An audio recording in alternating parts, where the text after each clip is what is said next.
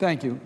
Mr. President, I'm very pleased that Senator Collins and I have introduced legislation known as the Small Brewers Reinvestment and Expanded Workforce Act, S375. The two of us have led the effort to try to help the craft brewery industry.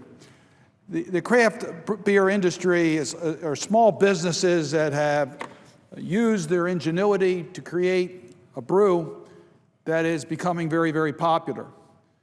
It's interesting that when we developed the excise tax on beer, I don't think we thought of the craft beer industry at the time.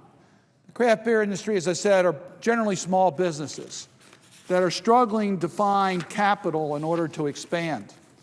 And the current law imposes an excise tax on the first 2 million barrels, 60,000 barrels at $7, and an additional tax on the up to the first 2 million barrels.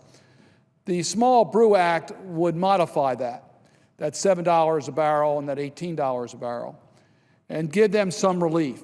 And I just really want to take a moment and then yield with my colleague to explain the rationale as to why we've introduced this legislation.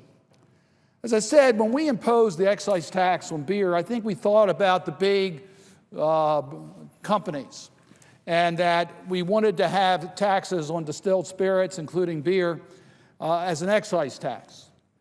When you take a look at the craft breweries, they are really burdened by this tax. They are creating jobs. They are creating a different product, and they are creating a market for the future of beer in this country. I just really want to share with you some of these numbers because I think they're pretty impressive. In 1989, there were 247 breweries in the entire United States. Today, there are over 3,200 small and independent breweries and brew pubs in the United States that employ over 110,000 Americans. So this has been a real growth industry. Here are jobs that you can't outsource. And they've created a better way, a better product of doing business. But here's the challenge. The challenge is that they are really strapped for capital. It's not easy for them to invest in the type of investment necessary to expand their capacity. As the Brewers Association CEO Bob Pease said last month in testimony submitted to the House Ways and Means Committee, America's small brewers are the quintessential small Main Street manufacturers. They typically employ 10 to 100 workers, and many began as home brewers before devoting themselves full-time to the brewing industry.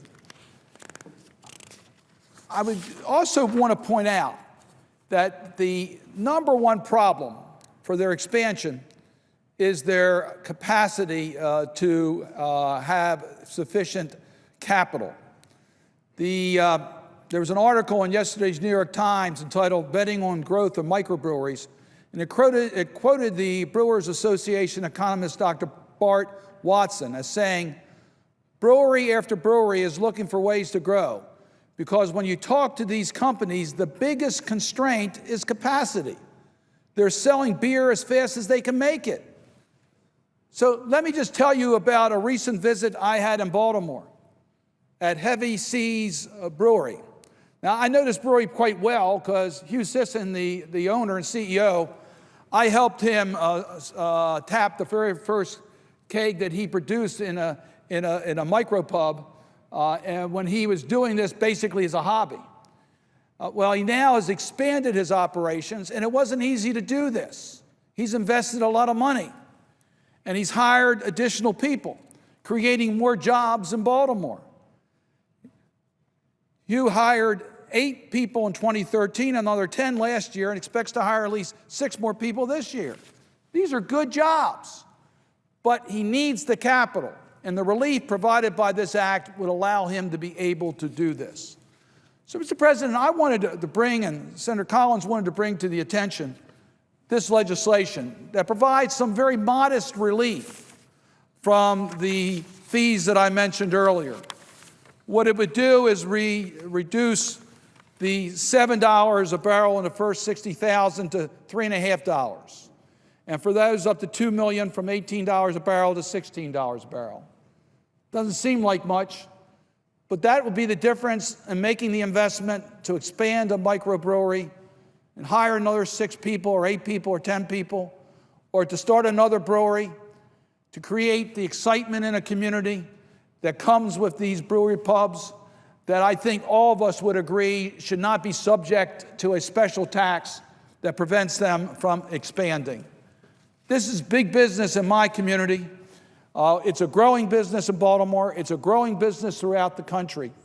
And I would hope that we all would want to help these small businesses. In this Congress, I will be assuming a new role as the ranking Democrat on the Small Business Committee. We're going to be looking for ways in which we can help small businesses in our country, because we know that small businesses are the growth engine and the engine for innovation and change. So if we can help the microbreweries, if we can pass this legislation, we will help small businesses and we will help economic growth in our community. I am pleased that Senator Collins and I are joined by 23 of our colleagues. This has the co-sponsorship now and sponsorship of 25% of the Senate. And we hope that we'll be able to find a way to move this legislation early so that we can help economic growth. In Maryland, we're currently home to 43 craft breweries, up from 34 in 2013, and 24 more in the planning stages.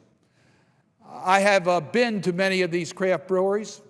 I enjoy their product, but more importantly, I enjoy their spirit, their entrepreneurship spirit, in which they've been able to show a growth industry in our country in which we all can be proud of.